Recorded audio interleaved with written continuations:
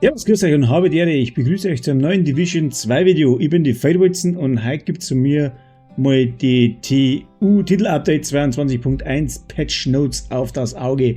Und zwar die Stabilitäts- und Spielbalanceänderungen. Ja. Ein paar Sachen sind behoben worden, zwar die Delta 3 und Delta 4 Fehler, haben es gesagt, haben es in den Griff gekriegt, dann bin ich mal gespannt. Und verschiedene Stabilitäts- und Leistungsverbesserungen wurden auch hinzugefügt, haben sie gesagt.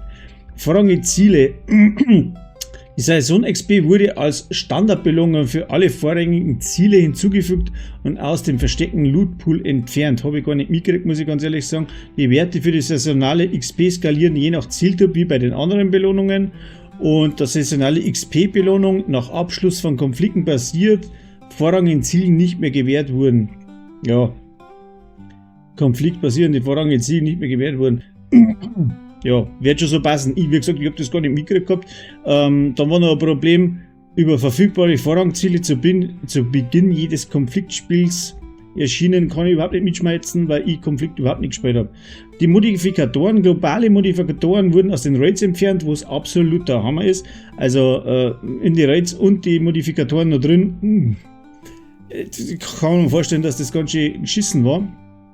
Dann Agro-Symbole über den Feinden mit Feindmodifikatoren angezeigt wurden, mit der Gesundheitsleiste und Levelanzeige der NPCs überlappen. Ja, kosmetische Sache, dass das nicht gescheit angezeigt worden ist. Ich glaube, das ist, ja, braucht man nicht so. Ist nicht so arg wichtig. Was haben wir jetzt da noch? Ja, der Modifikator Bite and Switch wurde nicht ausgelöst, wenn er in Anwesenheit von Feinden ausgerüstet oder aktiviert war. Das haben sie auch behoben. Dann noch Pressure Piston, weiß jetzt nicht, was das übersetzt heißt. Wenn er ausgerüstet oder aktiviert wurde, während sich der Feind bereits im mittleren Bereich befand. Also der hat nicht ausgelöst, das haben sie auch behoben. Und Modifikatoren-Detail, wenn man praktisch Tab gedrückt hat, ja, dann haben die als kontaminiert gilt. Ja. Auch behoben. Die Reise, da haben sie gemacht, einen Schwierigkeitsgrad schwer oder höher, haben sie dazu geschrieben, ja, für die, ja, was ganz genau wissen wollen, das ist zuerst nicht da gestanden.